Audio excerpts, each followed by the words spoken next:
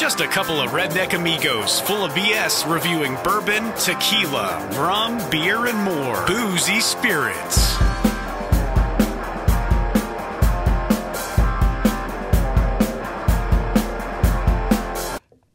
Dude, I'm excited. You're always excited. I am always excited. I think we have some of the best guests, and maybe that's just. We do. I think so. I think we do. I assume you've. This is the last episode. You've run out of people now. If you've Exactly. Please. We have Scott Holmes in the studio, and he got dropped off. That's had my wife drop me off like a middle schooler going to a dance. Smart. I like it. Responsible. I do like the responsibility. We should get a bus and transport people. We should. A little party bus. It's got to be a short bus. Hey, we'll find us one on auction somewhere. So we have Scott Holmes. He is the city attorney for the city of Tuscaloosa. Yeah, I don't want to step on Ron Davis's toes. Right, I get. Is there any kind of beef between y'all? Just know. No. We get along with them. Perfect. Great, and Glenda obviously was my mentor, dear friend. Very cool. It's a great group over there. Let's get us started with some of this common bond out of Montgomery. Yes. Is that where we're going to visit tomorrow? We are. We're going there and doing a podcast with Andrew, one of the founders. So I'm excited. You ever had this one? I have. It's Matt said it's a good one. I'm an IPA fan. So. I've got one over here for myself. You got your own. We'll give you this. Looks like a hurricane glass. I thought we had 3 of these, but one of them broke. Remember? Oh, did it? Yeah. So, alcohol-wise, since we talk a lot of alcohol, That's what the show's about, right? pretty much. About Just a reason for us to drink. It's about everything. It is about everything. What is your go-to? So in my fridge, beer-wise, I typically am going to have some Good People IPA and a hodgepodge of other stuff. You mentioned Bo Hicks, one of my best friends. I'll have some of his stuff in there. I always have a case of Miller Lite. I like some Miller Lite. You got to be able to downshift occasionally. You got to have a long-range beer too. So you can... on the whiskey side, I'm a big whiskey fan, big rye fan, bourbon, American whiskey. Very cool. I've brought some special stuff. I'll show you all the budget stuff. Hey. Well, it depends. Budget could be anything, though. That's Depends on who you're asking. That's true. And I'm a huge budget guy. Now this guy here that's got an endless wallet. I mean, he's a super snob. I don't know about that. Maybe the second part, snob part, but not the endless He is a wallet. bourbon. You don't, yeah. But he always brings me the good stuff. So anytime I get some good stuff, it's usually from him. I like the good stuff. I'll drink it occasionally. Mostly, I just drink my. Well, I'm excited to I'll look at my bottles and then drink the cheap stuff. Yeah. We got to ask him the Ryan Phillips questions. If you had $5, what would you drink? $5. Yeah. Bourbon too. It's got to be bourbon or whiskey. Bourbon. Yeah. For $5, you're gonna have to buy a pint or something small, right? Bottom shelf. So I'd probably go with like an Evan Williams Bottle and Bond. That's good. One of my standard sort of budgets. I'm a big. I like 100 proof point. Yeah. I like the Bottle and Bond. The history behind it is just it's kind of goofy now, but it's something sort of romantic about it to me. And they still do it, too. They do. Which I'm surprised they still, like Jack Daniels came out with one recently. Yeah, I mean, it was basically Colonel Taylor's way to get himself a better tax deal. Yeah. It was actually the first food safety law passed in the United States. Really? Cool. I guess it's just a nostalgic of it maybe now that they keep doing it. Do you still have to have a government employee there for the bottled and bond? It's still government bonded warehouses. Supposedly. That is cool. Well, this beer is pretty good. You like it? Pretty good. Orbital Cloud. Pretty good. Doesn't sound like it's really good. I mean, it's not any Bo Hicks stuff like his Christmas release. And it's not quite cold enough. I picked it up at Lusa at 2 because that's when they open. Yeah. And, You have to call Chad, let him know about that. yeah, maybe 1 on Mondays especially. Did you try Bo's release he just had? The coconut toasted porter? I did. That's amazing. It was. Good stuff. He let me get a little sample of it while it was still back there. That's It's really good. my wife's a big fan of the porter. it's not my style typically, but the North Porter is just a phenomenal beer. Yeah, even if you're not into that porters. I love it. I'm not a huge beer guy, but I love that beer. Let you take one home if you want to for your wife. I have one. Okay, but you're welcome to. I got a beer in the middle there, that green label. That's one I brewed myself. Okay. It's what I do it with? I did it with some toasted coconut candy and Buffalo Trace. It's not cold, so we gotta wait for a few minutes and we'll try it. I tried some home brew back in probably 2006 ish. It didn't well. One day I'm gonna do it again. It's fun. Spent a couple $100 buying the stuff, and that one turned out pretty good. I'll let y'all try it and see what you think. I'm excited to try it. So what's a day in the life of a city attorney entail? Oh, it is. There is no typical day. Okay. You know, some days are wide open. Most days are wide open, but my office deals with just such a huge variety of things. You know, the city of Tuscaloosa is unlike most other cities, right? So we do things that other cities don't do. We have our own water sewer division. Most cities have a water sewer authority that handles that. Okay. So we handle all of that. We have our own airport. You know, most cities have an airport authority. So we handle all that. We have our own amphitheater. So the contracts and the bookings and the dealing with that all comes through my office. Okay. We have 3 lakes. Most cities don't have their own lakes. You know, most of the lakes here are either TVA or Alabama Power. You know, our Tuscaloosa forefathers were really smart to say, hey, we don't want to drink this river. Let's build some lakes and just continue to do it. And Lake Tuscaloosa, I mean, it's amazing. Yeah. And we couldn't do that to now. You know, what would that take today? Oh, yeah. Insane engineering, feed, money, everything.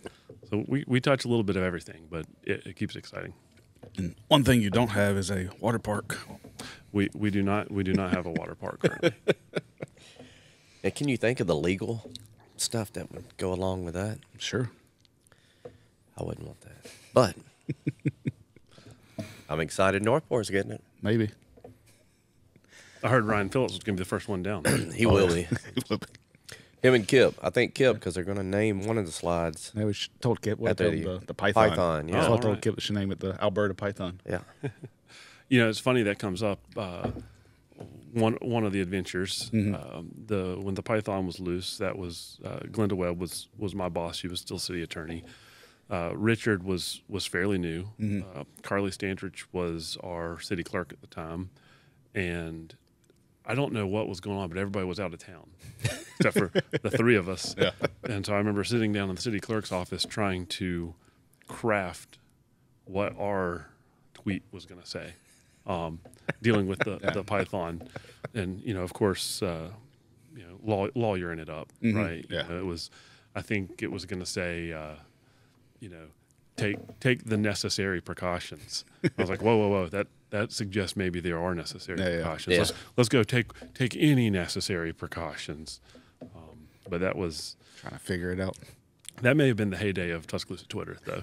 Oh, yeah, it was. So stuff like that entail your job now? Like you said, it all comes through your office? Like, My office sees a ton of stuff, and I'm fortunate to have some excellent attorneys who have been doing this forever. You know, I said when I started that I wanted to be 80% fluent in everything my office touches, and I wanted to be the dumbest lawyer in the office. And I've accomplished the second. I'm still working on. I know a lot of people assume like lawyers like in your courtroom, you're battling cases, but I know yours is totally different. That you're I'm the not legal in, side of it. I'm not in the courtroom very much anymore. I still go over to the courthouse. I try to go every couple months to remind the judges who I am. I still live in town. Yeah. You know, I used to be a courthouse rat, a courtroom lawyer, but yeah, not anymore. I deal with a lot more policy. You know, we've got legislation. You know, just the day-to-day operation. You know, our council meets once a week, and so there's just a constant churn of making sure we have the right paperwork and all those things done. Makes sense. Like I said, I don't think a lot of people think that all that stuff goes into it. I'm sure, like when they renamed the street, that was what they rename it, the one downtown. Fitz. Fitz, yeah. I'm sure a lot of stuff went into that, like trying to figure out and that goes through a lengthy process.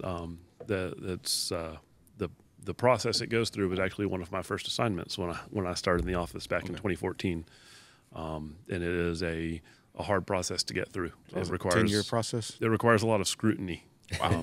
So the first one to get through was actually Nick's kids. Okay.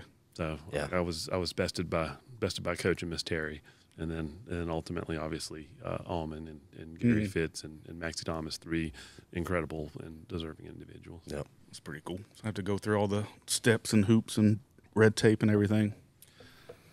Well, it's Tuscaloosa, so we'll see if people use the names, Yeah. or whether or not they're still driving down River Road. So if you're a business on that street, you got to change everything, and that I could see where that would That'd be. be a hassle. And there's and there's a process involved with getting the feedback and the public hearings and, Yeah. and things like that. But I guess that's why the benevolent way didn't go through in Northport. Yeah, Remember that one? I remember that. I tried to get Rose Boulevard renamed Fajita Gumbo Highway, but That would be a nice. Yeah, it's got a good ring to it. it would be. Sounds better than benevolent way. do you guys have an OB on staff for when the pregnant women eat the fajita gumbo? I'm sure you've heard that. I have not. So I don't think so. supposedly, Threw me for a loop. fajita gumbo will put you into labor. Really? My wife was Nice. about a week overdue with our second one, so we tried it. It didn't work. We tried fajita gumbo. We tried Didn't work. we tried a priest. Ultimately, just medical science was where we ended up. Sounds like a good experiment. Yeah. Anybody pregnant, we'll bring you some Fajita Gumbo. We'll get city attorney to help us make sure we don't Yeah. say something we shouldn't say. Should I add that I can't give you legal advice? Probably. We got Matt's wife. She can be our attorney. She definitely a lot of the stuff that we put online or say gets filtered through Nikki and Giovanni because After the fact. after the fact is right. Oh man. I give that 1 thumbs up. Okay, I'm gonna do 2 thumbs up because we're going there tomorrow and I love it. It's good. I've always enjoyed this. It has. I don't know my hop names well. I really should. It has that almost meteor hop to it that some of the hazies have. I don't list it on here either. Just says mandarin, oranges, pineapple, and a touch of pine. Not to be confused with Trim Tab. They did I think it was Cloud Architecture a couple years ago, which was a marshmallow IPA, Really? Sounds good. which worked a lot better than I really expected Yeah. it to. That I think sounds- it's the touch of pine I don't like. really. Makes me think of like pine sol. Like the brewer's like, oh shit, I dumped in the wrong bucket. Just throw it, keep going. Yeah, Turned out. I like an IPA that you pour in the glass and you think, man, somebody needs to change that litter box. That's the kind of That's your jam. the hot punch in the face that I want. I wish I knew a lot more about beer. I like to drink it, but now that you got me on bourbon, I mean, I don't drink hardly any beer. Put a back burner on the beer. Yeah, but I still love an IPA. Have you I seen guess- the giant snake handlers?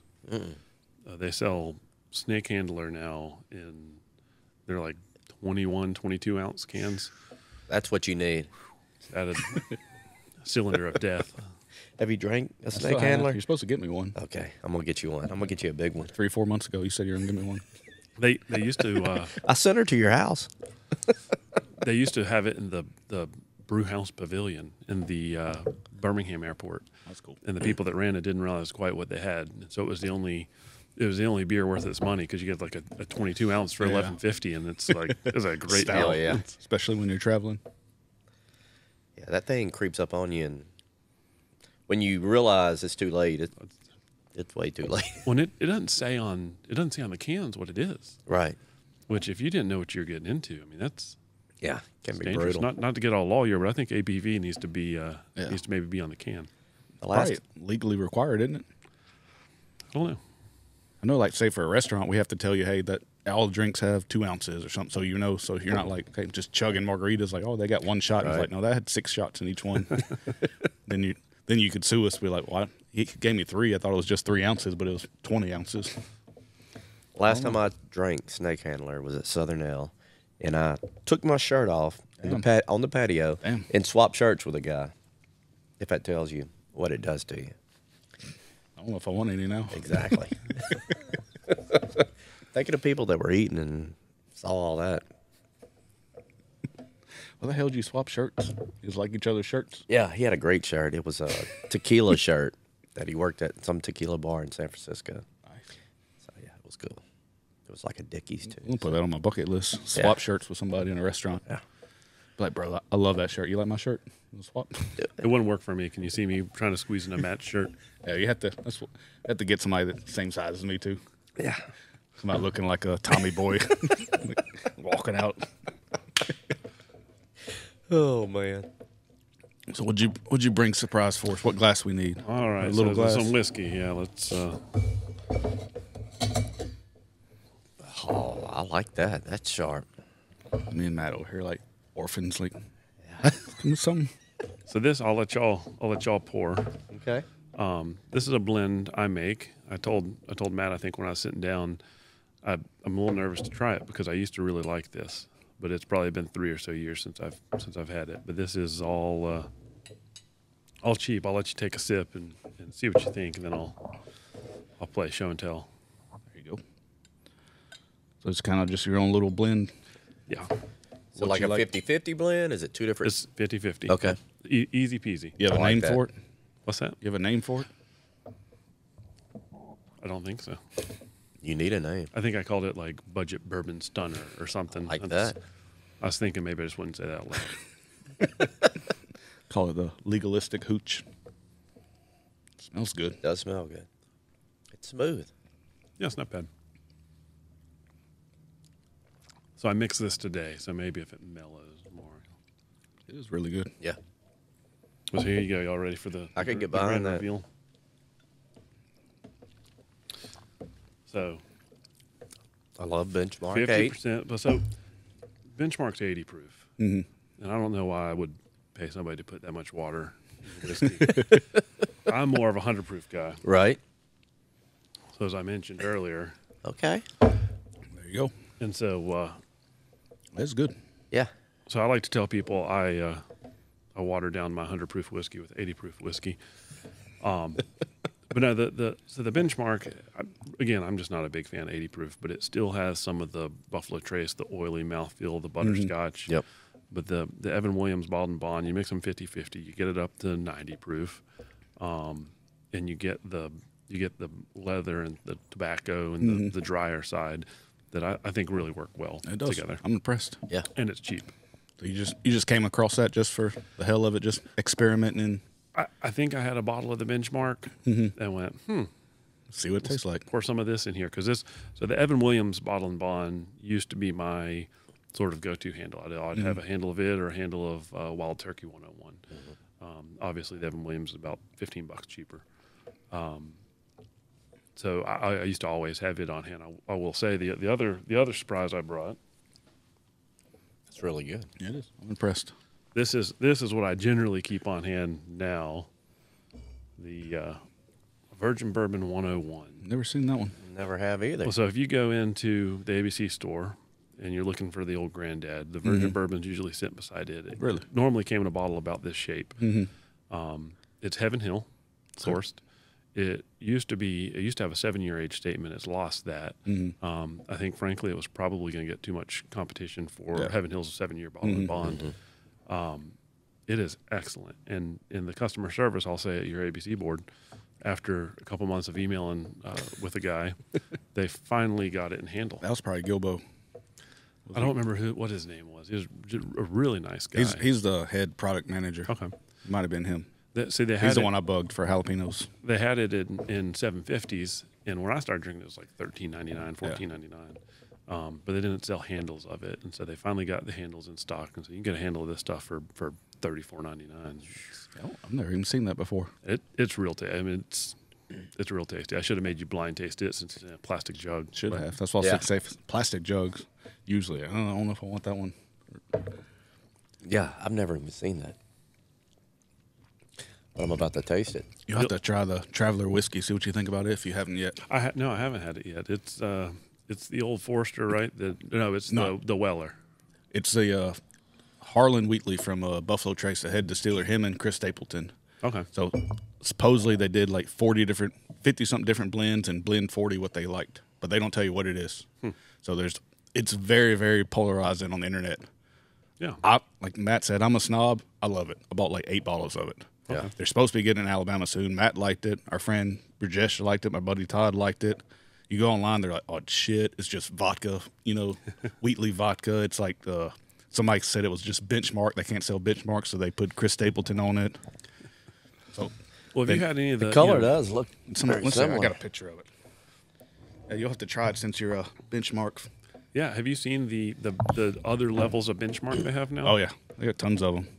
We don't have them here in Alabama yet, but some of the single barrel's really good. The full proof's really good. Let's see. I'll tell you this guy's review on it. It said, please don't waste your money on this trash. I saw it in the store, grabbed it out of morbid curiosity. It's pure shit. I'd rather drink Old Crow filtered through the panties of Betty White's corpse. Worst bottle I've had in years. Fuck Harlan Wheatley. I was like, wow. So that would be a thumbs down, probably. Yeah. I was like, it's not. Like I said, I'm snobby, and I loved it. Yeah. I think the only thing I have that strong of opinion about is Malort. Which I still don't understand why that's the thing that exists. Mm-hmm. Yeah, you'll have to try that one. See what you think about it. Did you have the? I'm thinking of the other collab. I guess Wild Turkey did. Did you see? Have you had the? Was it Long Branch? Yeah. Mm-hmm. Yeah, that was pretty good. Wasn't a huge fan of it, but it was. Yeah, I was just good. kind of. I would spend my money on something Wild else. Turkey Yeah. 101. Yeah, I agree with you on that one. And like I said, some people said that's probably just Benchmark or some other cheap stuff that Buffalo Trace couldn't get rid of, so they relabeled it. Then some people said it's a Sazerac blend, but they don't. They all it says on there. Let me tell you exactly. I don't mince my words. Let's see. Collaboration for Buffalo Trace Distillery, carefully. You go to me. Let's see. Combination of whiskeys from award-winning distilleries. So it's Buffalo Trace Distilleries, or Sazerac, the parent company, but they don't tell you what distilleries. Have you been down to the little Sazerac distillery down on Canal Street in New Orleans? I have not. I've heard about it. Cleanest bathroom Really? in the quarter. Yeah, because I think it mentions that story on the Thomas H. Handy bottle about Sazerac and where you got started at and stuff. Yeah. Down in New Orleans. I'm going to make all sorts of noise with this microphone. Y'all going to have to edit out. Sorry. That stuff's not bad either. Virgin bourbon. Got a good taste to it. Yeah. It's a super smooth 101. I mean, So you get you a good government employee here to show you all the cheap stuff. I'll be honest, I would not have bought that. No. But it is good. Might buy some, do some blind tasting at my house. Like, buddies always come over on Friday and we'll do some blind. Usually we just grab stuff, but lately, like, because I have so many different ones like this, I'll go in there and pick one and y'all taste it and y'all go pick one to kind of mess with each other.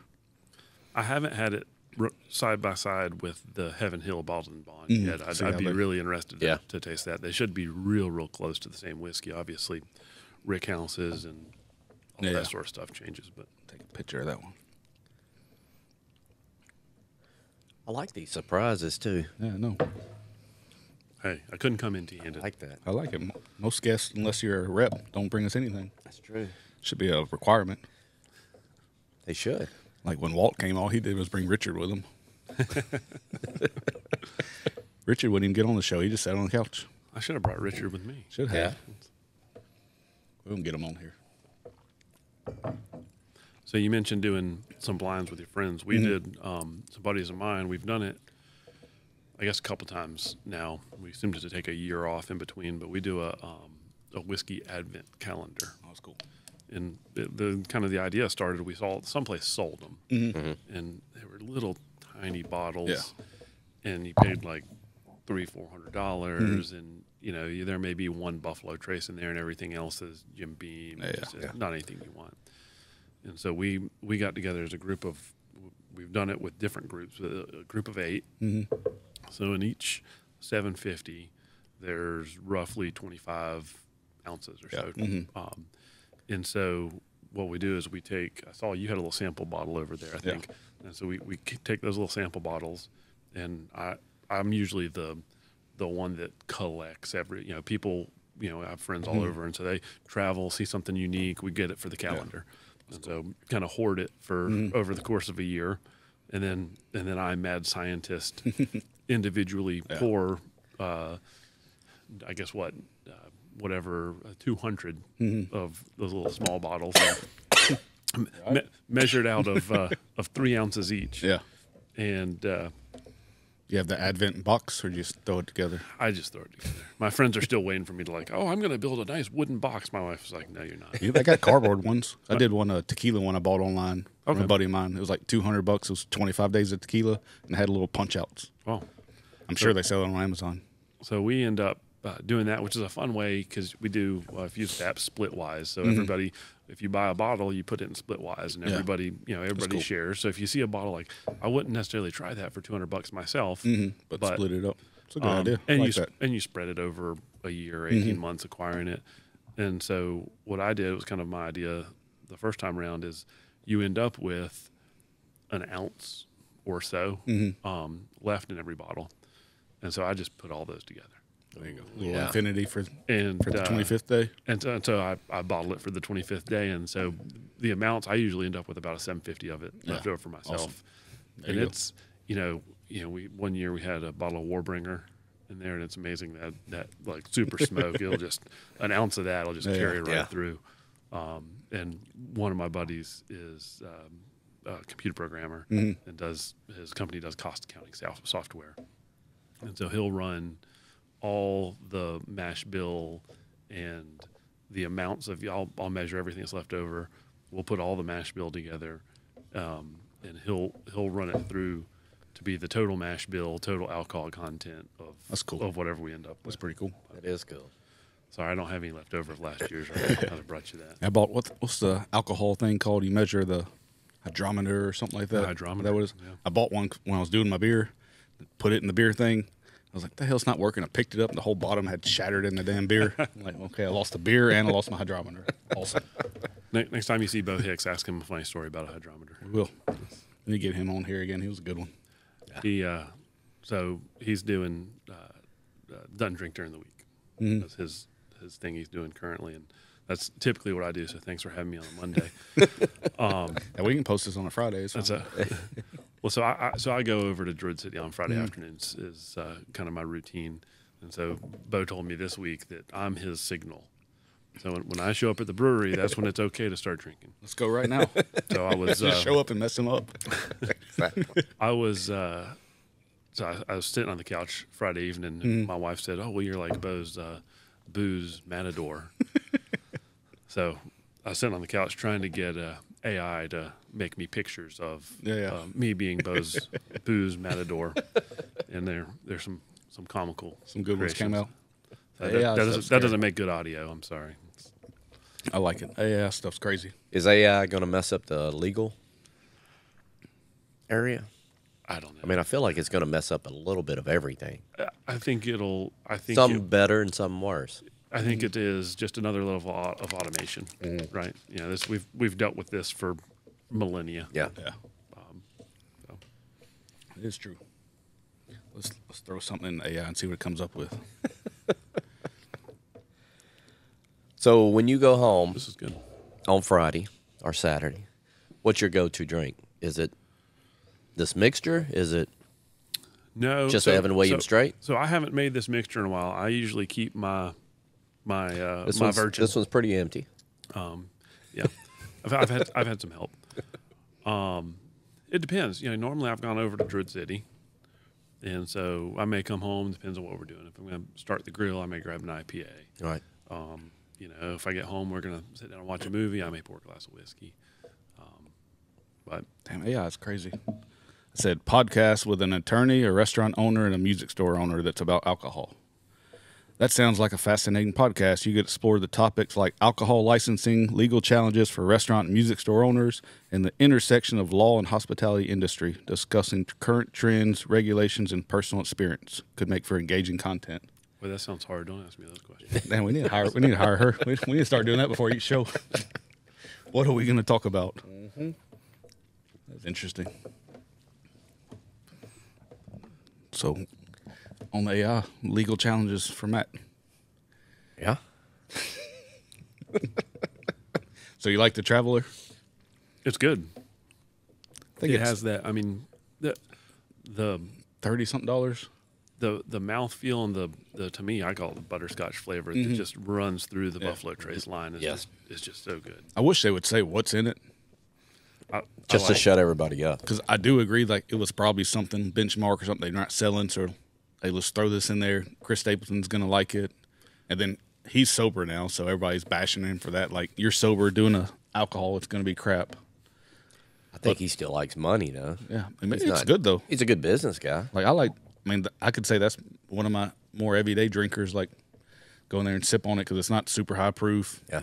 So I'm more like the 130 proof kind of guy. Well, it's amazing that somebody that knows what they're doing could take several okay or not very good whiskeys, and you find the notes that are missing and the notes each one hit and put them together. And that's where, to me, the awesome thing about whiskey and bourbon, I like the silly rules. I like the 51% corn at this age, and virgin American oak, and but there's the science side, the distilling. Right? It's like baking. You have to be dead on and right about that.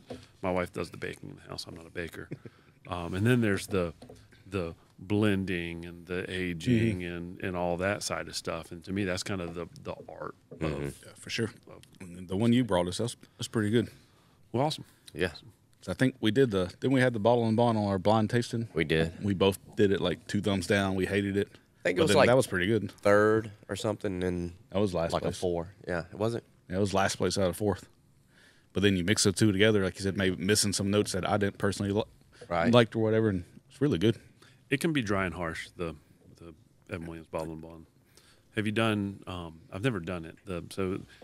Obviously Old Forester has the Distiller Rose series, and the 1910 is incredible. The 1920 is, I love 1920. Some people blend them half and half. Like do the birthday. the 1915. Yeah. I haven't done it yet, but I did it one day. It was a couple years ago, like to make like the fake birthday bourbon or whatever. They do the same thing with Weller's. Take like, was it the Antique 107 and the 12 year? I think and so. It's supposed to be like poor man's Pappy. Mm-hmm. It's all right. I got some of the 1924s coming. okay, awesome. I won 2 of them online.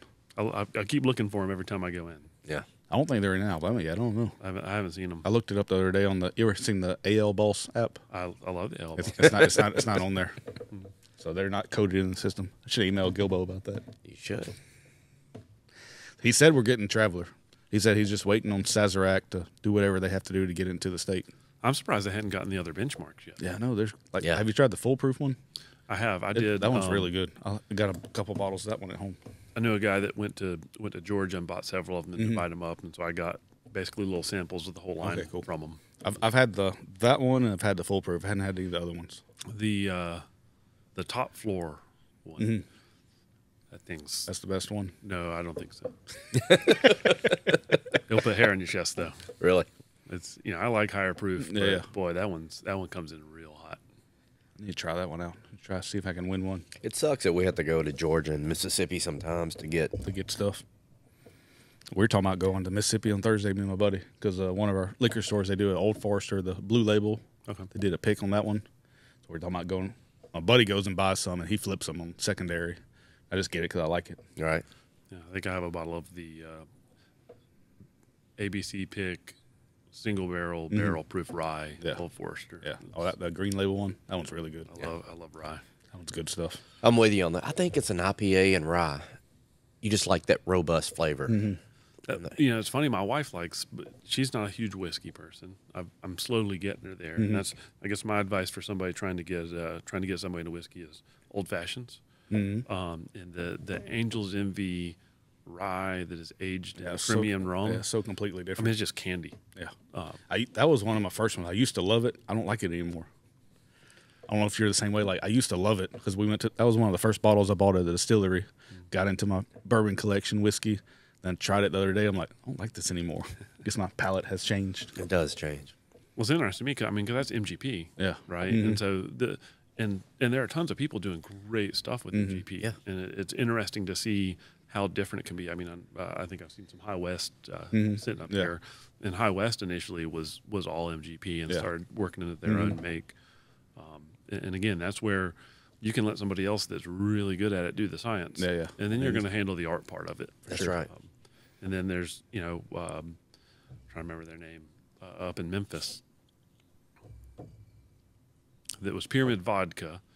I don't know, one in And Memphis. then they folded, and these folks used their distillery permit. These guys came in and bought a Blue Note, Okay. and they're actually Green Hill. There's another distillery up in Kentucky they source from. But it's just interesting to see what different people do with basically the same stuff. Yeah, it's pretty Yeah. cool. Like you said, the artistic side of it. You should let Scott try your little sample, see if he can figure it out. I'm good with that. Once he finishes his. Yeah. So this is the mystery sample, huh? Yeah, it is. All right. And in all transparency, I made it was like, it has number 5 on it. It was 5 mystery samples. I was going to go hang out with Richard Rush. We were going to try them. And then he ended up ditching me one night. So I still had him at home. So I'm like, I'm going to bring this over here. You know, I've been telling both Richard and Ryan, I'll include you two, I really need to have a whiskey night at the treehouse. I got a big treehouse. He's a treehouse guy. I heard about the treehouse. Yeah. I forgot it was you. That's mine. I've do been it. trying to get Wanda from Wanda Band to come play the treehouse. Yeah. I love Wanda. So she's incredible. Yeah. That'd be fun. We can do it. We'll get a whiskey club. You on your redwood. You may just have the first 1 or 2 up there, and then maybe have the rest ground level. Yeah. Let's support everybody. This is 12 feet in here. Just get everybody really sloppy and see if they can make it down. I hope my homeowner's carrier isn't watching this. I know an attorney can figure that out for us. Yeah. I'm impressed with those you brought us. I took a picture of them. I have to grab a bottle and do some blinds this weekend. I'll definitely be. Man, that stuff's just Yeah. it's good stuff. Actually, this Friday we can't do it because we're going to watch midgets. Midget wrestling this Friday. I don't have tickets. Get some. Come with us. We got ringside tickets. Of course you would. Did you have to do any legal stuff with that, with the midget coming to the river market? I have not known about that thus far. Yeah, it's Friday. All Midget right. wrestling at the river market. I think it's an actual fraternity that's bringing them I have no as idea. a fundraiser. I don't know. They got my $40. Sure, they did. It's like, it's a whole. They have like a whole tour dates. They're doing it at the river market wrestling. Guess they slipped that one under the radar. I'm not sure who you're making more uncomfortable, me or Richard Rush is somewhere going, what? What's going on? What's happening? I mean, I guess they rented the river market for something. So Yeah. They, Richard and I like to say that people really hate to see him and I walking in the room together. It's usually something's happening. not a good sign. That's what I love. That Walt kept saying when he was on here. He's like, man, Dr. Rush's gonna have his work cut out next week. Yeah. I actually went to high school with Richard. Okay. He was, let's see, 3 years older than me, I think he is. But growing up through high school, we knew each other forever. So it's cool kind of reconnecting with him lately. So you're from here. Mm-hmm. Yes, Matt, sir. are you from here? Where are you from? I was born here and grew up in Southeast Texas. So Okay. basically Louisiana, Like Beaumont, Port Arthur. humid down there. It is 100% I here. had a different college, kind of I had a college humidity. roommate from Lafayette. Really? I like Lafayette. I love Louisiana, period. I mean, I can stop at any exit and get the best food at a Little- convenience store. That's I like a mean, little hole-in-wall convenience store. everything's fried, but who cares? I mean, We drive to Dallas for Thanksgiving every couple of years. I always try to hit Louisiana for cheap gas. yeah.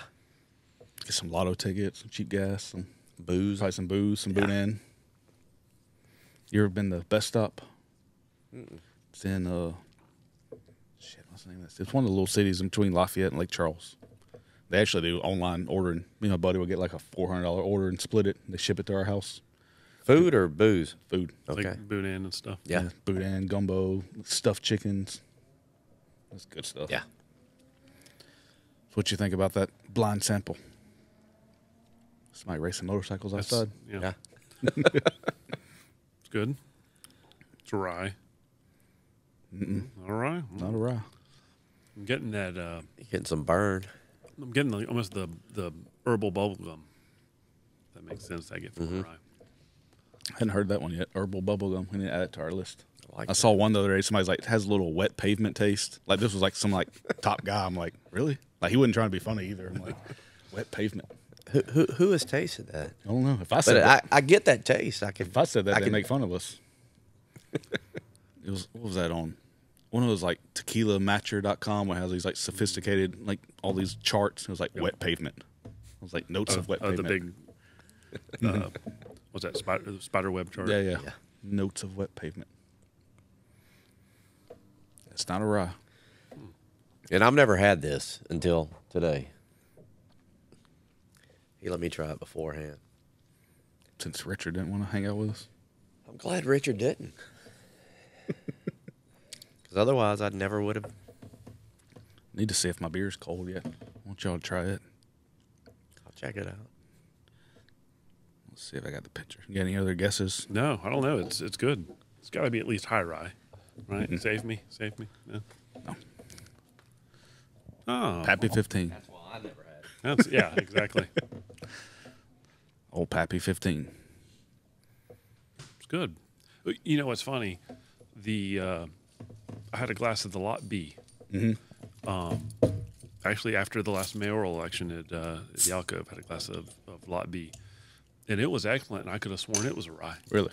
which is funny because they're all wheat. Yeah. Nashville, Mhm, yeah. which should be basically the polar opposite. Yeah, of for a sure. rye. So clearly, I just don't know what the hell I'm talking about. Is where we're getting. Make sure this tastes good before you try it. I always tell the story. I had a little sample I got of Pappy 23. We did a blind taste. Gave it to my buddy. He's like, "This tastes like shit." He's like, "It tastes like a piece of wood." And I showed him the bottle. He's like, "Ain't no way." That's what it was. How mad would you be if you spend the money, especially on secondary prices, Yeah. or something like that? Then and you get open it, and and you go, hated it. I'd rather have wild turkey. Beautiful color.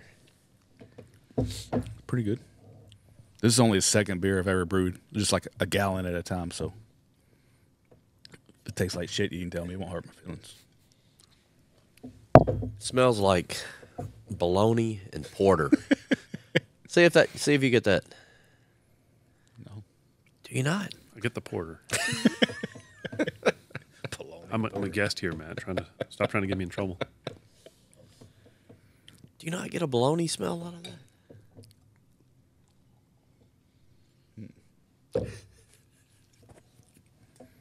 I say if you don't like it, it won't hurt my feelings. Only second one. It's good. Smooth. So it was a bourbon barrel porter. You're supposed to use like a handful of little chunks and soak them in Buffalo Trace. Okay. I did like 17 handfuls of chunks. Then we didn't have any coconut, so I had some Colombian coconut candy. I smashed up and threw it in there when I was cooking. Colombian what? Coconut candy. Oh, coconut. And it actually turned out pretty good. Not bad. Well, if a little bit's good, Yeah, A lot put a lot better, more. That's right? what I was thinking. that's the Holmes family motto. I was trying to recreate Bo's because his was so fantastic. It was, yeah. It's good. It is good. Not Yeah. bad. For a second beer I've ever made in my life. We did. My wife used a bottle of North Border and made some ice cream with it. Oh, that sounds amazing. It was tasty stuff. I can imagine. So we've got a legal expert here. I know you like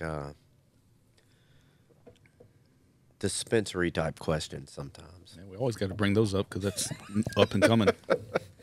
So how is Tuscaloosa set for the eventual legalization of at least medical marijuana?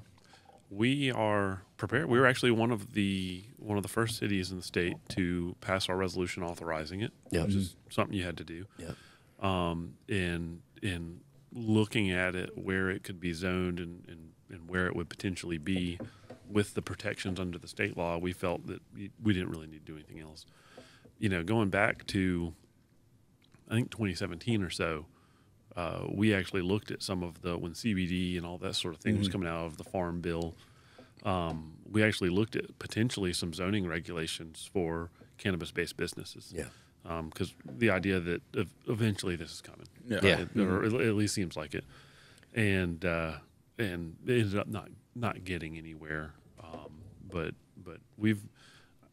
I think we've been fairly forward-leaning on it. I agree with that. As a city, especially if you're going to have them around, why not make sure that you can make them where they need to be, responsibly regulated for your citizens. Yeah. And like I always say, like a few years ago the state passed it, but they don't have the framework to lay it out yet. And it's kind of been a whole cluster within the licenses and all that stuff. It has been a little bit of a mess, I believe. for whatever reason. I really don't know. Yeah. I did some presentations on the CBD things when they first happened, and I think I was the only person. The League of Municipalities had me come talk on. I think I was the only person willing to talk about it, and so I ended up like in all this, cannabis banker LinkedIn stuff, and maybe I should have quit and become a cannabis lawyer at the time, but it's interesting. Some of the way the law works with it. It's written in a way that is hard to mesh with reality and hard to mesh with science and botany. And the presentation I did for council, again, this is 2017, 2018. Yeah, I brought a big bag in, bag of weed, and put it on the table, a big brown paper bag, and said, "I've brought some samples for you, but after the presentation." Did you? And so I did my presentation and kind of walked through the botany of hemp versus marijuana and the whole cannabis tree. Yeah. And so I'm from Slocum, Alabama, and I don't know if you know where Slocum, Alabama is. It's down in Geneva County, and we're famous for our tomatoes. And so I used tomatoes as my reference point, and the difference between cannabis or hemp and marijuana, and like a cherry tomato and a beefsteak tomato. Yeah. And so I think may have disappointed council at the time when I pulled all the tomatoes out of the brown paper bag for them. The wrong samples. But they were legitimate Slocum tomatoes. My mom had brought up for me. That's very cool. Wish I had a BLT right now. That'd be good, wouldn't it? So how does Delta 8 play into all that? It's weird. It's like it skirts the law, but because there's some Delta 8 products you can get at convenience stores. Well, here's my question that I've never been able to get answered.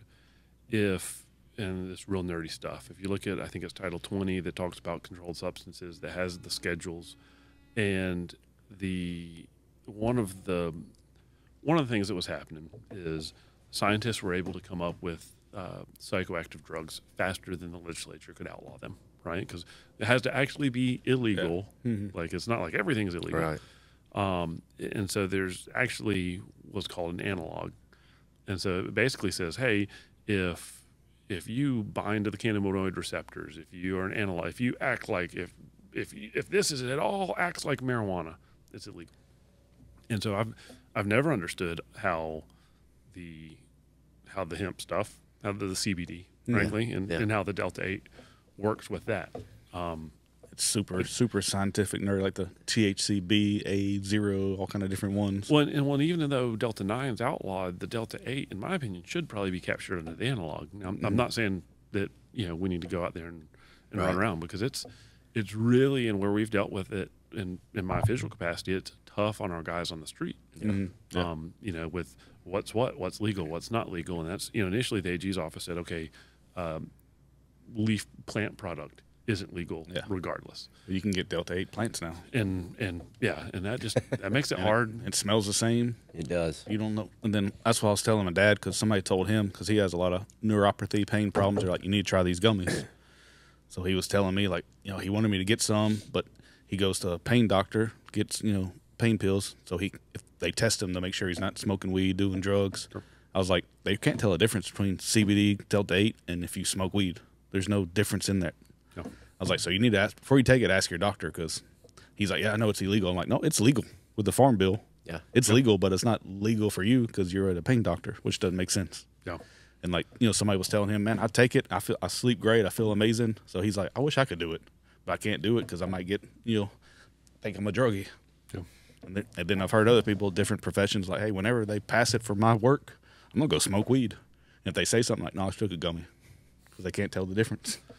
I think it'll be interesting to see what the landscape does over the next 5 to 10 years. Yeah. Trying to get Stan Pate on here to talk about it too. He's ghosted me. I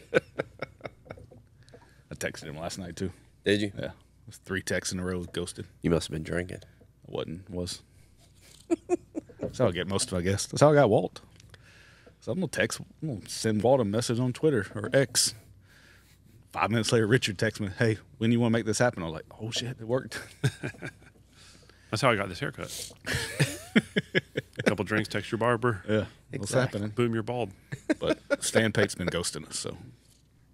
But Kip told me he does everything his own timing, so maybe he'll send me a message one day. It'd be interesting. See what he has to say about it. Well, like you said, it is weird. Like the whole Delta 8's legal, but Delta 9 isn't, but it is. And there's all the different compounds. And we went to Mardi Gras last year, I think, and they were selling THC 0 on the street next to cops. And I looked it up, and that's completely illegal in Alabama. Somebody had like a banner and all kind of stuff selling it. Really? I don't know. It's the Wild West. Yeah. Especially, like you said, for law enforcement, you pull somebody over and they're smoking. We're like, no, this is a Delta 8. How do you know the difference? Are you going to arrest them? You got to test it? Like, It is. It's a nightmare for law enforcement, I think. Mm-hmm. No, I've always personally thought that doing a amount, X amount, yeah. below an ounce or whatever Right. is legal. Above that, you gotta have a license. Yeah. And like, I always say people, it always pisses me off. They're like, they legalize weed. People will be driving around high all the time and your kids are out in school. I'm like, they do that now anyway.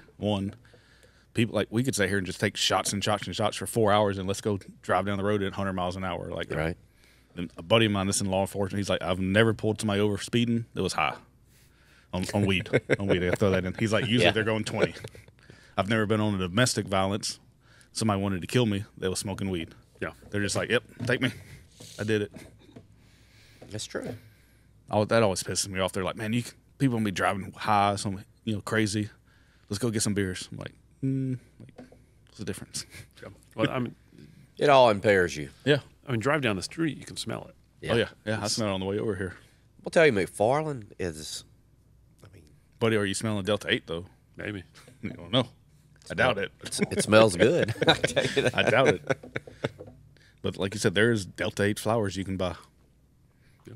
It looks just like a cannabis bud, but it's not weed. It's CBD, Delta 8, whatever. I just feel bad because Alabama's always the last one. It's lottery, gambling, legal marijuana, recreational. It's hard to keep those students that come here from Colorado, California, New York, when you're still way behind the 8 ball.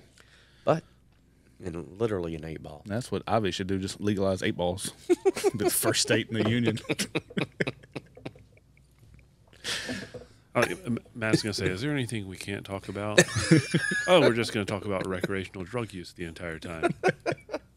It's only the last 20 minutes. A little segment of it. But it's coming, though. It is coming, and we've got to embrace it. I feel like as a state, we've got to eventually. Or I'll be dead, one or the other. The one thing you can't do is bury your head in the sand. You cannot. and act like it's 1950. Yeah. And I think the state's starting to see that. I mean, Maybe. we're working on medical marijuana and being able to grow it and that kind of stuff. So I think, like I said before, I think Mississippi has it already. they do. Well, it's been interesting kind of how it has changed politically because a lot of where the Farm Bill and other things have come from is actually from the right. And you look at how did this happen? You look at people like Mitch McConnell in Kentucky, that all of a sudden you've got tobacco farmers that aren't going to be tobacco farmers anymore. Yeah. That's right. And they think, oh, him. They got a little better cash crop. Hemp seems like a great idea. and so it's kind of a weird way it's kind of circled itself around. And I'm sure there's some of those, like, I don't know, big pharmaceuticals or tobacco farmers that are pushing it down too. Like, we don't want that to happen. Yeah, I don't know. I mean, Just pharmaceutical, I assume at this point, after all the opioid stuff, is got to be fairly careful about what they get involved in. Just like that Don Julio bottle, that was our jalapenos store pick we did. We picked the barrel out. So we had 240-something bottles. We split them between the restaurants, sold them. We had about 6 bottles left. ABC called me and said, you can't sell it anymore. They had a new law. You can only sell 375s. I was like, okay, well, I only got 5 left, so no big deal. Why is that? That's the law. Looked it up. That's what it said. Restaurants, $3.75. So I was like, I bet it's some kind of package store that has a bunch of locations doesn't want restaurants selling bottles. Yeah. Because I can't even sell, like, at Evan Williams, I can't sell you a bottle. Can't sell you. If you came in the restaurant, hey, can you sell me a bottle of Jack so I don't have to go somewhere else? I can't. And then I found out through somebody else the other day, that's what it is. Well, it's amazing just looking at what COVID has done. Yeah. And, alcohol regulations are one of those things that's really fun to nerd out on. Yeah. Oh, yeah. You look at states, and I don't know if there are any left, but there are some states that used to have to just crack minis to make you a mixed drink at, your TGA Fridays or something. And just some of how these regulations got there. I remember stopping in Starkville on spring break one time and staying at a buddy's cousin's house who was before cell phones, and they forgot we were coming, so they weren't there. And so we go get a case of beer at the gas station, and there's no cold beer in Starkville. So Really? I think that's changed now, but it used to be illegal to sell cold beer, and to keep drinking and driving down. Yeah. So we had to sit on the front porch in a thunderstorm drinking some warm old Milwaukee. Yeah. You just learn to drink warm beer at that point. That was the thing with COVID, too. Like, when we had the to-go cocktails, they're like, people are going to be drinking and driving. I'm like, we give it to them sealed. It's like, they can go to the store and buy beer. I'm like, what's the difference? Yep. Or the liquor store. Yeah. Like, what's the difference? Like, they're coming to Jalapenos and getting a to-go margarita that's sealed. They got mix and they got tequila. If they want to mix it and drink and drive, like, that's on them, not on us. Or they could drink it sitting at the bar. Yeah, or they can drink it in the bar, then go driving. I will say nothing says Starkville like warm old Milwaukee on the front porch during a thunderstorm. Well, that's my buddy. That's for Ryan Phillips. My buddy Backwoods, he's from Starkville. I drink with on Fridays. I call him Backwoods because he's from Starkville. I'll ask him about Isn't that that. where Ron graduated from? Yeah. He loves beer, too. I have Old trouble Backwoods. being from Geneva County. I have trouble calling anybody backwoods.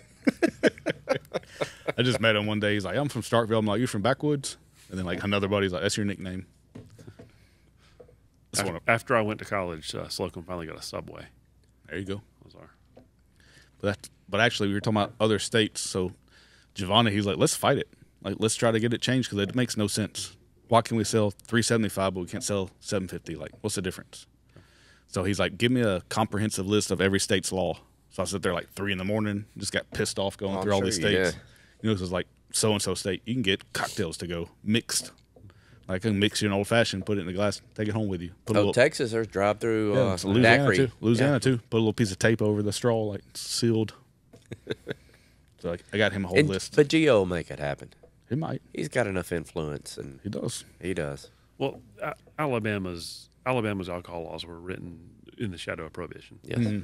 And I think it's safe to say that especially on the hospitality side, a lot of things could be changed that just make a lot more sense. Because we were going 2024. because we were going to go down to Cava de Oro and do a barrel pick and have it exclusive at Jalapenos, maybe do another Don Julio, but can't do that. We could do it, but we have to sell it by the shot. We can't What sell if you a would bottle. have already did that and spent your money You're and screwed. then couldn't sell it? You're screwed. You'd be Because there's a screwed. place in North Alabama that had, I want to say it's a bullet that they already bought. They can't sell it anymore. Wow. They can sell it, by the shot, but they can't sell bottles like they were going to, which sucks. You gotta go. It takes a lot of shots to get through a barrel of bullet. Yeah, it's Yeah. a lot. That's when you go back to Craigslist and Try to sell them on there. It was funny, I'm talking about secondary earlier. Somebody posted that Don Julio bottle that was signed by Nick Saban trying to sell it. I was like, that's pretty cool. On the other side, I signed the numbers. Did you ever see our bottle? No, I don't think so. Show them the label. if you like read. tequila? Tequila and I had a falling out. That's what everybody says. About 1999, Look and at- then Look at our label on the other side of it.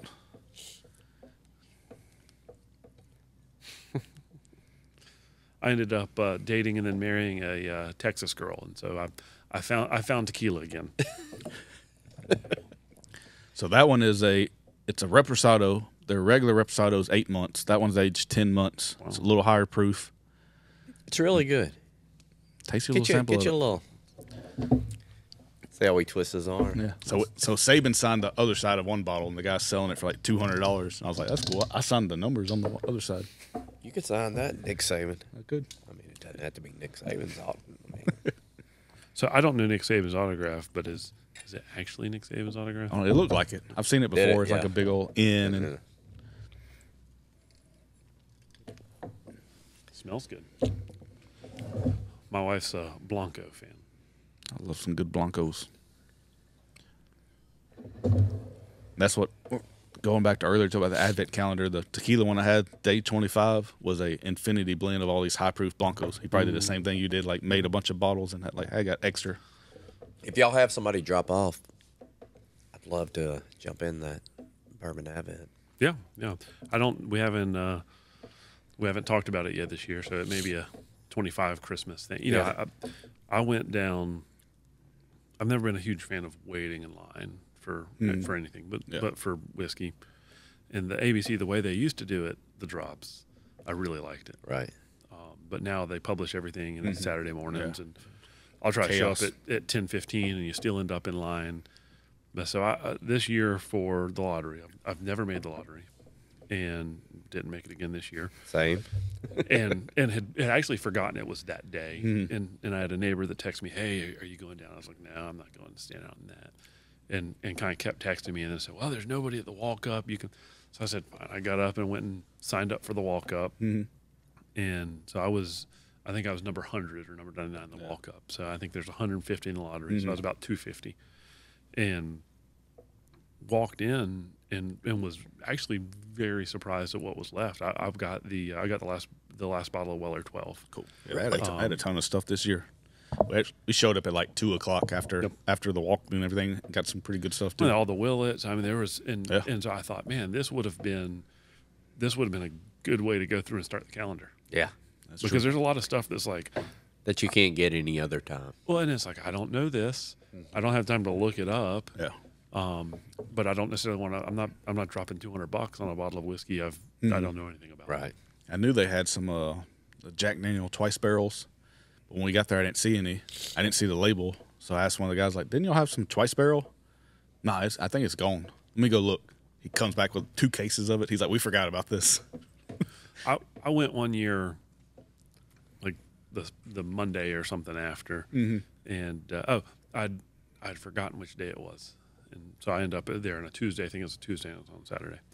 And so I asked the guy, actually I think it was Fred that was from the Blue Orleans store, was over there at McFarland, and said, "Hey, you got anything good left?" And he said, "No, we ended up with," he said that they had some Pappy that went to walk up customers. He said, "We ended up with a, oh Lord, what is it now? I'm going to lose it. A bottle of the real pretty decanter bottle with the glass stopper." Let's see. The only one I can think of is that Eagle Rare, but it's not that one. It's not that one. But they ended up. Well, it'll come to me later. They ended up with it left. They had a 10 Old Fitz. The Old Fitz, exactly.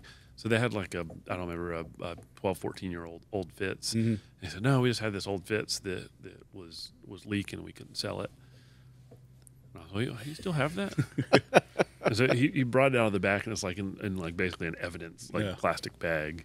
And I ended up not. I said, "Would you sell it?" And he's like, "We'll sell it, but you can't bring it back if it's not any good." I ended up not getting it, and then really regretted it. I talked to people, and they're like, "Oh, those decanter bottles leak all the time." Really? I was like, "Man, missed my chance of my bottle of Old Fitz." Old Fitz is really good. I've had a couple glasses of it. I think I have a 10 or 12 year. It's really good. It's too fancy for Matt. This Don Julio's good. It turned out really well.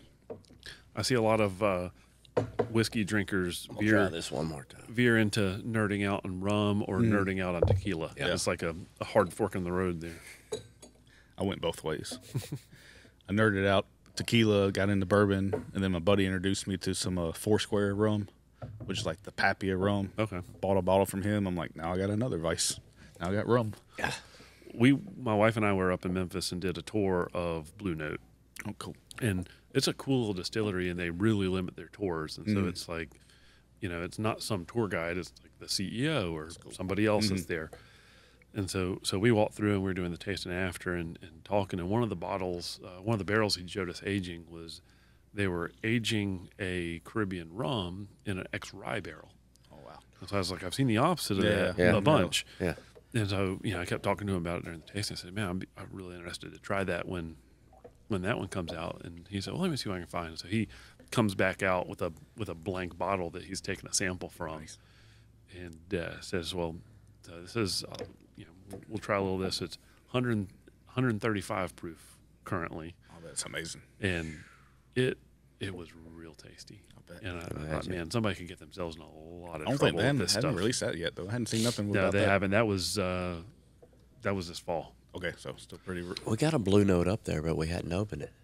Oh, the Crossroads is excellent, especially if you like the finished barrel and the double oak stuff. That Is it good? The Crossroads is really good stuff. We're getting to go this month actually to Jack Daniels to do a barrel pick for Rashawn at Home Package. Okay.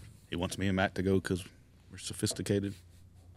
So we're going. That's right. Yeah, I was mad. Everybody I knew was at Maker's Mark picking out a Tuscaloosa bottle. Yeah. I can't figure out. My invite got lost in the mail, I guess. Like, I literally know everybody in that room, I think. Yeah. I'm supposed to go to a Maker's Mark pick in March or May or something. We're Bree from Fifth and Handle. Nice. He's going to do one of those, and he might do an Old Soul pick. Old Souls are good. Old Soul's good. Yeah. So Makers has dropped off their wood finished series. Yeah. I've never been a big Makers. I mean, it's fine, but typically not a big Makers fan. But all of their wood finish series and their sort of like private barrel picks are always just amazing. Yeah. I've never been a big fan either. I kind of got into them recently with like some of their cast strength stuff. No, the cast strength 46 was really good. That one. Yeah, that one in particular. And then we went to Birmingham, and they had they had like Tuscaloosa Hoover. All you're talking about. They had a Birmingham bottle. Wow. It was $250. I'm like, not paying $250 for that. Like, I know what it costs in the ABC. Yep. So the next day we saw it. We didn't think about it. My buddy Bree's like, yeah, I went and bought a bottle like for $250. He's like, no, it's $100. Yeah. It was $100 the last day. I was like, it was $250. And he bought the last bottle. Yeah, the VIP party was Yeah. $250. He's like, no, it's $100. I was like, yeah, but you get like this little decanter. He's like, yeah, I got one of those too. I'm like, son of a bitch. Yeah. So I went over there, let me get a bottle. He's like, it's sold out. I was like, that sucks. That's why my wife buys art second day at Kentucky. Yeah. Nobody wants to load it back up and take it home. That's Yeah, true. that's true. Get all the good stuff going. They're just trying to finesse the So VIPs. where's Kentucky going to be this year? It's good Have we stuff. finalized that yet? I don't know if they have finalized it. Yeah. It'll be in the city of Tuscaloosa. They had a couple spots, didn't they? That's exciting. They're looking at, I believe, and I think I can say this. I think they've said it publicly. They've been looking at Snow Hinton, which is think that would currently be- under some renovations. Be great. I think I saw Snow Hinton and along kind the of river. riverfront. Yeah. It's the riverfront's obviously awesome. It's just hard to get that footprint and that sort of controlled access down Yeah. there. And Yeah. Government Plaza would be great, but it's not big enough. Not big enough. Yeah. Yeah. Um, Snow Hinton would be great. Just you're freaking on McFarland. Yeah. I mean, that's Big wide open space. Yeah.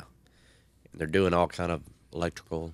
Well, the renovations that are happening at Snow Hinton right now were kind of designed for festivals and food trucks and things like that. So it would be nice to kind of have a big headliner like that. So you're a music guy. That was a big win for the city, though. What's your? I know you're a Dead and Company guy, right? Yep. Well, the Grateful Dead. And that's, Yeah. You know, it's funny. I was late. I was a late comer in life to the Grateful Dead, and really had kind of didn't know Really good. It is. didn't know enough, and had just kind of like Dead and Company. That's just cover band, whatever. Right. And then finally, it's like, oh, this is pretty good. And so I got to go see them, and that was a lot of fun. And you got your tickets for Las Vegas? I don't have my tickets for Las Vegas. I have my hotel room for Las Vegas. I can cancel until May 21st. So I said, all right, go ahead and book I this. can get it. Are you into fish? I know that's No. kind of polarizing too. Like it's either one or the other. I've seen lately. Yeah, no, I don't have anything against fish. It's funny. One of my college roommates is a big jam band guy, and I was like, I don't know how you listen to this. and really never got into it. I was always a big indie rock guy. I'm still a big indie rock guy. And in probably 2016, 2017, AL.com put out a list of the definitive summer playlist. And so I thought, oh, this looks interesting. And so I built it on Apple Music and was listening to it. And it had, Alabama Shakes. You had Michael Jackson, the Beach Boys, Madonna, some of the Grateful Dead, Live in Europe '72, like Juan and the Flying Burrito Brothers. I mean, it was all over the place. And so I just started putting it on in the backyard and kept kind of finding like the Grateful Dead catching my ear. And then so I'd start like, well, I'll just put on some Grateful Dead. And initially, I was like, this is just good hanging out in the backyard music. I'm not really, there's nothing else I want to put on. I'll just put that on. Right. And then next thing I knew, I was listening to nothing but the Grateful Dead. I never got into either one of those. I will say I still listen to plenty of my, although I'm a terrible music fan, I guess. I listen to all my old indie rock, like the Sirius XM has the Indie 1.0 online streaming, and it's good stuff. It is good stuff. One day, Matt, we're going to sit down and talk about one of the things I really want to do. May of '77, the Grateful Dead went on their spring tour. It's supposed to be some of the best Grateful Dead live shows. The Cornell show came out of that is kind of everybody's best Grateful Dead show ever. Yeah. They did Cornell, I think, on May the 7th. On May 17th, I think, they played Veterans Memorial Stadium, which is now Coleman Coliseum, on that same tour. Are you serious? And it's a great Dead show. And so I would love to find a way to get, there's Dark Star Orchestra and Stolen Faces and some other folks. Yeah. I'd love to get somebody to come back and redo that whole show in 27 for the 50th anniversary. And I think people would come to that. Oh, yeah. Yeah. Grateful Dead fans are a weird bunch. You collect the posters? No, I don't. I have one from the Dead and Company show I went to in Dallas last year, and I actually have framed and hanging in my office. I have a copy of the poster from the Tuscaloosa show. Awesome, very cool. And it's a neat poster. I collect Metallica and Foo Fighter posters. Okay, it's neat. One of the things that says where you can get the tickets, and it's like Grant's Tomb, and some other like old school Tuscaloosa haunts. Not being from here, I have an affinity for like 70s and 80s Tuscaloosa history. I think it was probably just such a different place then. I can only imagine walking down the strip in May of '77 when Grateful Dead was playing. And it's hard to even imagine that even happened. And John Mayer, and I mean, you had so many people. Our place is going to be original music, so hopefully I want to create that vibe again because there's so many talented people in this state. I mean, it's crazy how many talented people. So there are. I mean, one of the I always tell Kay Day, who's our amphitheater, our arts and entertainment director, the Neil Young Alabama Shakes show, and I think that was 2012.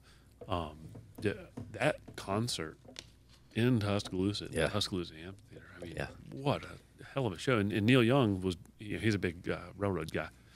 I was just blown away by the trains coming over the bridge there, and I mean, just what a hell of a venue. Yeah, so we've had some great acts there. Yeah, you think it's going to expand more with the Mercedes sponsorship? I think that will go a long way. I know Kay has her 10-year amphitheater plan. Okay, cool. And so we got to get Kay on to talk about that. Oh yeah, Kay would be a lot of fun. Yeah, book it. All right, done. If she's punching me later, I'll go. What the hell are you doing? I think Kay likes being behind the scenes, but she's amazing at what she does. Walt said she liked to drink. I remember that vividly. Send her a little clip. There you go. I'm gonna finish this little guy. Knock it out. I mean, I'm just sitting there looking at it. Now that I know what it is, I can enjoy it for sure. It's gonna taste so much better this time. It is. It's that placebo effect. I'm gonna tell you this right here. Yeah, that is. I'm impressed. I'm impressed. I really am. Good. Like I said, Matt says it, self-appointed snob, and I wouldn't have drank either one of those really. Nah, but mixed together, they're good. I love, what is this, Age and Or, I think. Yes. They have some really cool stuff. Yeah, they have those, and they have these. Probably saying more than I should. They have these nice little glasses that come in kind of a hard case. Yeah. They have a little 3-ounce bottle in them. Cool. And so those are I do a lot of one night overnight trips. So those are my little go-tos. My hotel at the end of the evening relaxation is my one little glass of whiskey and an episode of West Wing on my iPad. That's what I got. A little case somebody made. It was like a Glock gun case, a little black case. But you open it up, it's got the foam, but it's got 4 of these and 4 little minis. Oh wow. In a place for a cigar, so you could if you're going to a buddy's house, you don't have to take 5 bottles. You take a bunch of little minis. Very cool. It's a pretty cool little setup thing. Want it online too. There's a lot of overlap in the whiskey and the cigar world. Mm-hmm. I used to be really big into cigars. Can't do them anymore. Same. I smoked some when I was younger, but I used to smoke cigarettes and I quit when my wife was pregnant with my son, and so haven't touched any tobacco. Like I'm not opening that door. Yeah. Right. It's been 11 years. Especially if you're used to do it a lot, you hit one, you'll be like, "Oh my god, this is amazing." If I smoke anything, It's Delta 8. it's legal. 100% legal. That's what I used to drink, gin and tonic in college. And I had one the other day. I'm like, this is so good. It's like, forgot about how good these were. I didn't. I never drank gin. Right? It seemed kind of scary to me. Yeah. Yeah. And so I went to a little college in Memphis, and we don't have like summer classes, right? But you could rent a dorm room for like $200 a month, and so I wasn't going back to Slocum, so I was renting a dorm room for $200 a month. And so everybody else moves out of the dorm room, and you're one of like 50 guys staying on campus. And so all of a sudden, it's all these people are bringing me boxes of half-empty bottles of liquor that they can't take home. Yeah. So that was my summer. convenient. So I drank everything in there, and then just had nothing but the gin left. So I was like, smelled it. I said, I don't know about this stuff. So I was like, well, I've always heard gin and tonic. So I'll go down to I think it was the Schweppes. They're not the Cecil's. We had or Cecil's, it became a Schnucks. And got some Schweppes tonic water and made myself a gin and tonic. And went, oh man, Yeah. Pretty good. this is good stuff. Yeah. And you can drink it for a long time. I mean, you can drink it all night. Well, and I was a gin guy before I was a whiskey guy. My wife and I had collected all these various gins all over the place, and pretty cool. Enjoyed them. I do think they need to sell tonic in bottles about this size. Yeah. Yes. Instead of, I like a splash of. we got a big one over there. It's probably flat by now. Yeah, I like a splash of tonic with my gin. You should try that Wonderbird gin, especially if you got to ride home. That's out of Mississippi, That is a great out gin. of Oxford. And they're actually working on a tequila barrel aged gin. What's the other gin? I put it over there. The one you got in Georgia? Yeah. That one's better. You think? Yeah. Really? Yeah. Really? Just smell it. If you don't, you can absolutely The taste it. but Wonderbird smell is it. it's good. It's out of Oxford, Mississippi. They were one of our first guests on the show. They came. I like to came mix it through. with Benchmark. Mix it in a little beer, a little IPA on Sounds top. good. Mix it with some What IPA. kind of smell you get? Pretty floral? Floral, lots of pine. Yeah. Pine Sol, like from Orbital Cloud. We did. We went to San Francisco with my wife's family one year, and went toward Anchor's team. And Anchor's team at that time was actually also doing two gins. You ever had the Garrison Brothers out of Texas? I have had some of the Garrison brothers. I'm a big fan of. Now I can't think of it. The one in the round bottle. I think with that one out of Texas. Yeah, I make a terrible guess. So there's still Austin, obviously. Oh, Green River, which I was trying to think of earlier. That's who distills for Out of Kentucky? for Yeah. Blue Note. Still Austin's excellent. There is Lord, I can't come up with it. It's one of the. It's actually out of Fort Worth, I believe. Let's look it up. I can't think of what it is either. I can see the bottle. I'll think of it right about the time you hit Google. They did one. Is it bourbon? It's they do all sorts of different whiskeys. They do some single malts. They do some corn whiskeys. Matt wasn't a fan of that one at first. I wasn't a fan. In our blind tasting, I think that was number 4 for me. Is it Well, does it- Blackland? No, it's That's not it. Let's see. Balcones. Balcones? Never heard of that one. They do. I have a couple of those. I should have brought y'all some of that. They do one called.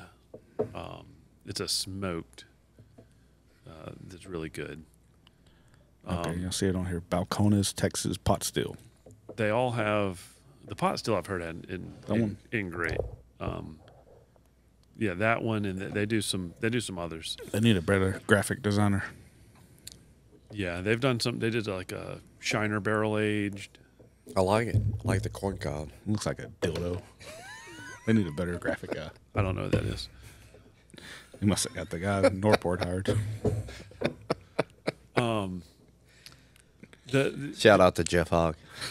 Did you not like the Texas Funk? Is that what turned you on? Because We did a blind tasting of it, and he didn't like it. I know it has that different kind of the Texas whiskeys tend to have that funk. Now, still Yeah. Austin doesn't. It doesn't. And It I doesn't. don't know what they do. Right. It's almost like a pecan-y kind of tasting to it. But everybody I've looked at says this grows on you. So it's a.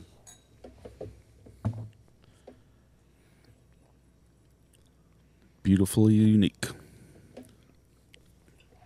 What I really want to do is get some pecan wood and do a heavy char pecan wood barrel and That would be good. age some rye in it. I think would just be. I don't know if I've ever seen that before. You think Tuscaloosa needs a One in distillery? Would you like to see that? Yeah, I think that would be great. In the right place, right? Run by the right people. Right.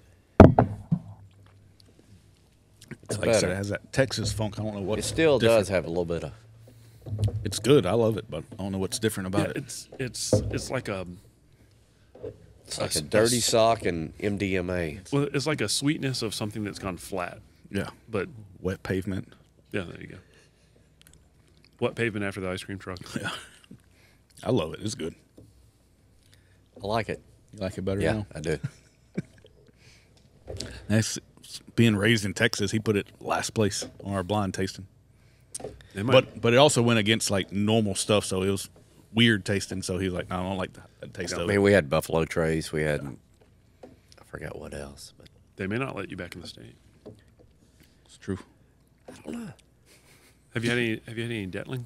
Yeah, They, I have not. the one I had, it was okay.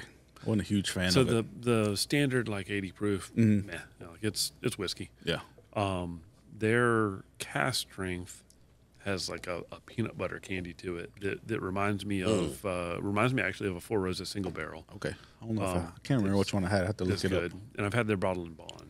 It's decent. I think the bottle of Bon is the one I had. He's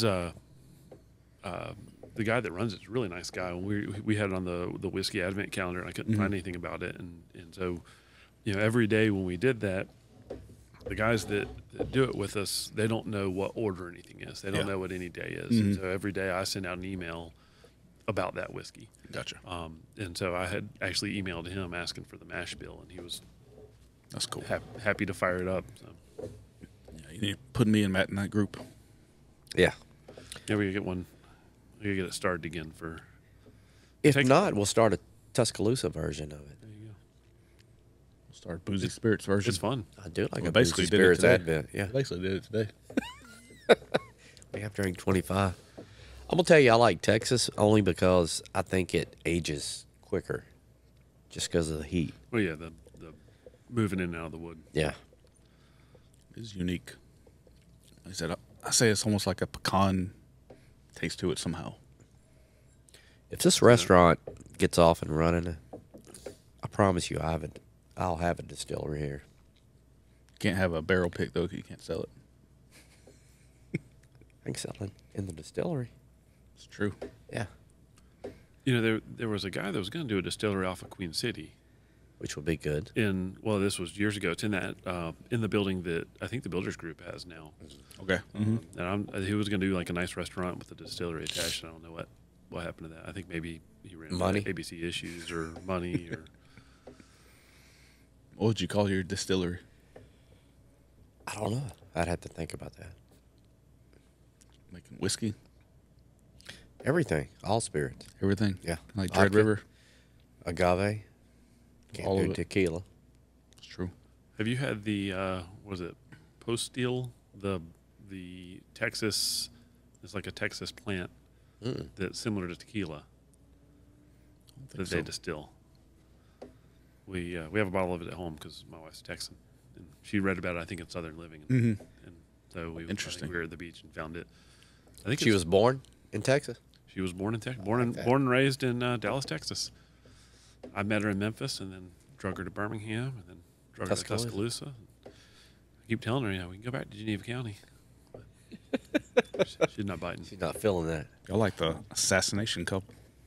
What's that? Assassination couple. Got JFK and MLK, Memphis and Dallas. That is true. That's your new nickname. All right. We give people nicknames and they stick.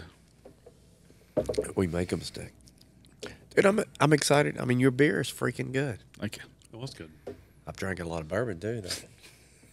Try it again tomorrow, but what's this shit? Yeah. That's my little label I made, the Mad Hatter Porter. That's nice. I printed it on my computer so it rubs off. They want to spend a bunch of money on it. I had 12 bottles of it. You know what they need to do is, so AI, I enjoy experimenting with pictures and Yeah. Oh, yeah, it's crazy. well, you can do, there's a GPT where you can do coloring pages. And so I have a 5-year-old daughter. And so he can be like, make me a unicorn coloring page, and boom, it'll, I didn't try that before. That's cool. you can make a coloring page Yeah, label. for sure. Do like that. I never tried that before. Pull it off, slap it down, give the kid something to do, relax. We just Google images. That's a good idea. But my youngest daughter's 10 now, so like she don't color much anymore. Looking for makeup and skin care and all that fun stuff.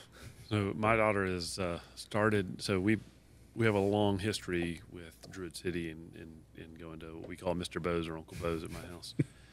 And my son literally, like, that was his reward for pooping in the potty the first time. A beer. Awesome. Was driving through Jackson, getting a milkshake, and going to Druid City and playing video games. That's awesome. And so my daughter has gone the entire time she's been alive, and she colored, do other stuff. She's just now started finding the video games. That's But cool. like for Christmas, y'all do a. We do that. So they were up behind the bar at the old tap room, and I got new printed for them and gave them to Bo instead of Seth. So I have to get new printed again and give them to Seth. So every year for Christmas Eve, before we go to like good Episcopalians, before we go to Christmas Eve Mass, we go over to the brewery. And so my daughter takes a picture sitting on the bar with Seth in a Santa Claus hat and her Christmas Eve dress. I think I That's saw you awesome. posted it on Facebook. So, That is awesome. Yeah. That's pretty cool. That's what we should do. A buddy of mine, he actually lives in Texas now. You remember what city I told you? I don't remember. Some city in Texas. Uranus? He runs some kind of Christian youth camp, and I was talking to him about the podcast. He's like, we actually do a bourbon, cigar, and Bible study like every other Sunday. I'm like, that's a pretty cool idea. I like that. They do. We haven't done it up here. They do down in Dothan. The Episcopal Church does a beer and hymns. Nice. Where they meet at a brewery and sing hymns. We're actually, and I'll plug Christ Episcopal Church. Last year they did a John Prine Eucharist. Really? And this year coming up in April, they're actually doing a Grateful Dead Eucharist. Awesome. It'll be at the venue, and so it'll be That's cool. you do a full take communion, everything service, all set around the music of the Grateful Dead. That's cool. I'm like kind of circling back what we said before, like forward thinking stuff with the distilleries, cannabis, and all that. Like everything's changing. Like It you wouldn't- is. in the 70s or 80s, you would never done that. No, Never. I grew up Southern Baptist, so I So wouldn't. you, I wouldn't have done so any you of this. absolutely know. Yeah. But it reaches different people that would never go to a church or go to a service or anything like that. It doesn't. Like I always tell people, like when I first started at Jalapenos 18, 19 years ago, like my dad said, like tattoos have to stop here. I was out of college, don't get any more tattoos.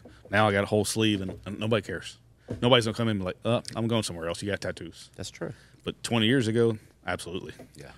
Yeah, I go on a guys trip every fall, and I think there are 6 or 7 of us, and none of us have tattoos. Which is, I don't think you can find 6 or 7 guys Yeah. currently without tattoos. I doesn't have tattooed. Yeah. We don't get them one live on the show. Yeah. I don't like pain. I can see that. That's what Matt's like. I'm just gonna get drunk. I'm like, you can't because it makes your blood thinner. You I'm bleed just more. worried about like when they're on TV and say, "Hey, the dude with the heart tattoo on his arm," trying to identify me as like, I don't like that. Get a sanctuary tattoo. There's some cops out there now. When I was at the DA's Fire truck. office, I prosecuted a homicide case, and one of the suspects had from here to here killer tattooed down his arm. It was like That was smart, wasn't it? probably Not the best idea. Stay away from homicides if you're killer tattooed down your arm. Probably not the best idea. Did you ever work with Hayes? I worked with Hayes when I was in the DA's office. He was still a defense attorney. I wasn't in the office once he was district attorney. So when you were attorney trying court cases, what was your criminal? Was that I was. I started my career at the Legal Aid Society of Birmingham, and so I did juvenile litigation, both juvenile defense work and guardian ad litem work. So that's representing children in. Is that abuse hard, neglect though? cases. Extremely hard. Yeah. So I did it for about I did it during law school in about 18 months, and it was that was enough. I could say that. And then I came out here. It's actually what got me to Tuscaloosa, and was a violent crimes prosecutor here at the DA's office until 2014 when I started at the city. Okay, cool. I actually have a criminal justice and psychology degrees from UA. I have a fiction writing degree. So They used to always get me on jury duty. I'd show up. What's your background? Criminal justice. Next. So, Just take me off the list. Like 3 times they called me in. I'm like, I'm not going to get to the next phase. I'm just wasting. I've never 30 been minutes. called. I've never been called either. I got called 3 times. Really? Every time I was like, I have a criminal justice degree. We don't want you up here.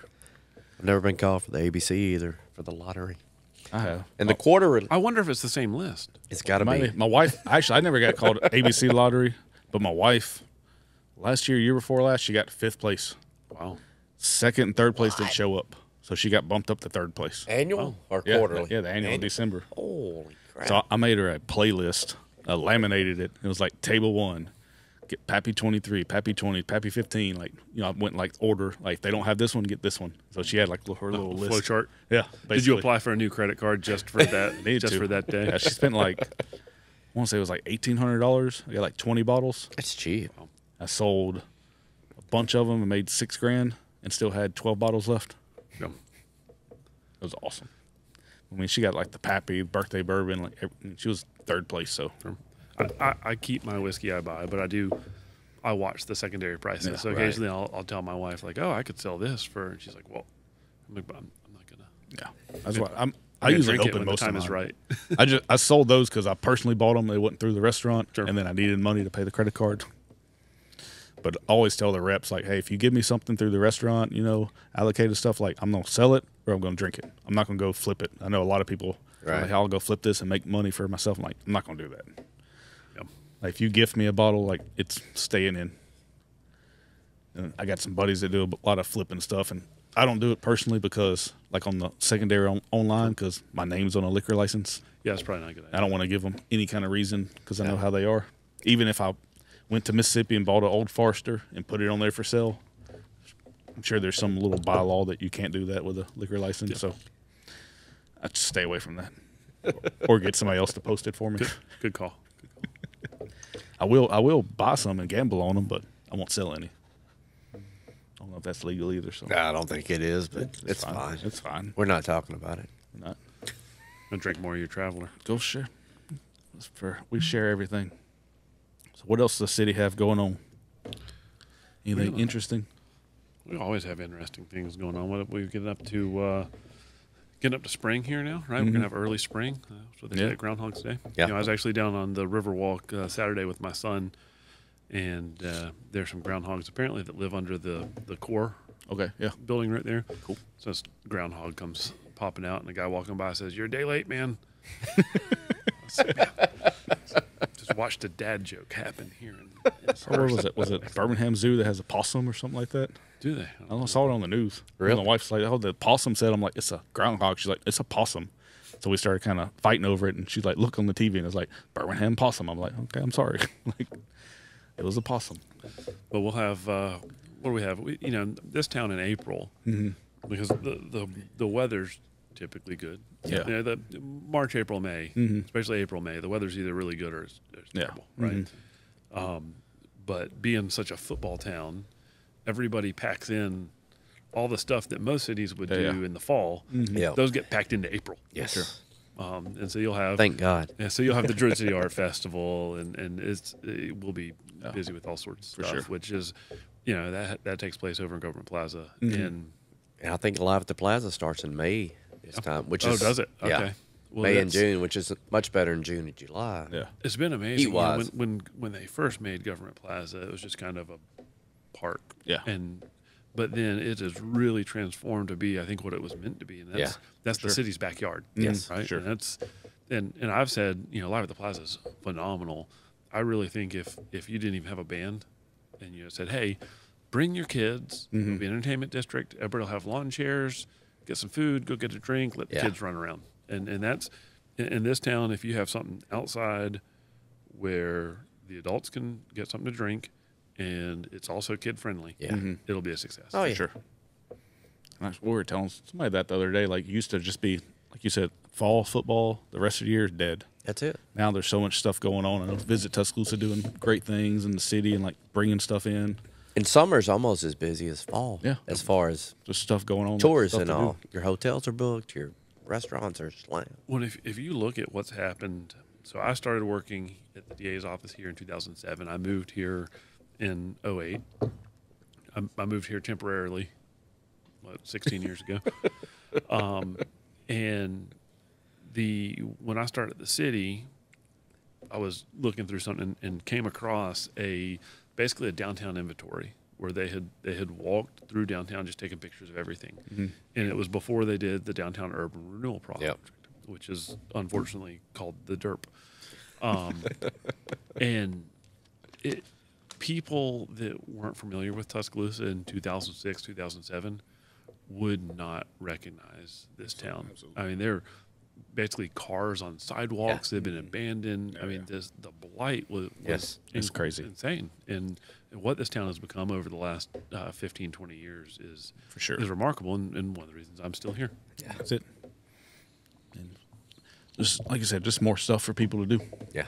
In the future for the Western Riverwalk and The that whole area. the water park, That's Northport. That's I was Northport. like, and Northport. Let me finish my sentence. Okay. We like, Yeah, we like to stir the pot. The Riverwalk, I mean, when you look at the McWright's Ferry Road project, which if you've seen the pictures of recently, Yes. is incredible. I had the opportunity to drive the road path Nice. Friday, and it's really amazing. You come out, you kind of turn a corner and crest a hill, Yeah. and you're looking straight down the Black Warrior River, And you're the going to have a Bryant Bridge. walking trail that whole. So you're all gonna of the have thing. you're gonna have a river walk. Yeah. And so ultimately that river walk will reach to Randall Park. The Randall family was generous to donate that land. It's obviously a Great. beautiful park. Yes. Let's take this business call. Don't talk about You can't leave us alone. Don't talk about it. Well, you'll be able to get from the intersection of McWright's Ferry and Watermelon Road, or New Watermelon? Sorry, all the way to Randall Park. When the state does the Woolsey-Fennell Bridge, that will include a pedestrian passover. So you'll be able to ride a bike or walk or run from McWright's Ferry and New Spillway. Watermelon Yeah. all the way to Oliver Beacon Dam. That is insane. Yeah, that's gonna be great. You'll be able to basically get on a bicycle from the University of Alabama campus and get basically to Lake Harris. Which is, I mean, that's great. That's nuts. Yeah. And for young people, old people like myself, I mean, that's Well, the Riverwalk. I mean, I have never. I was talking about this with my family because my son and I went and ran. We were getting ready for the Mayor's Cup, and so Nice. we're running together. I like that. Saturday, and the weather was so nice. It was piled up. But literally, I don't think I've ever driven down Jack Warner Parkway and not seen at least one or two people on the Riverwalk. yeah, It could be after an ice storm. Yep. It could be raining. It could be 2 degrees. It could be 105. There are people out there. It's using so that awesome Riverwalk. to see as many people, pets, kids, college students. Yeah, it's great.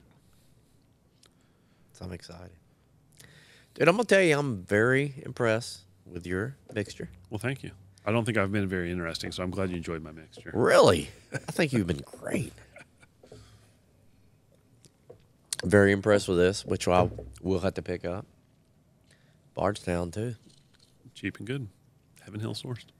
It's crazy. It is. I will say it is. It is chill filtered. We'll edit that one out, right? Yeah. it is chill filtered, and typically, given the choice, I'm a non-chill Right. filtered I agree with fan that. myself. I Yeah. like the thicker mouthfeel, but no, it definitely punches above its price. I agree. Anything else you want to add? I know we've had you here a while. I don't know. I've had a good time. I appreciate you having me. Definitely appreciate it's I tell people getting to hang out with Bo Hicks.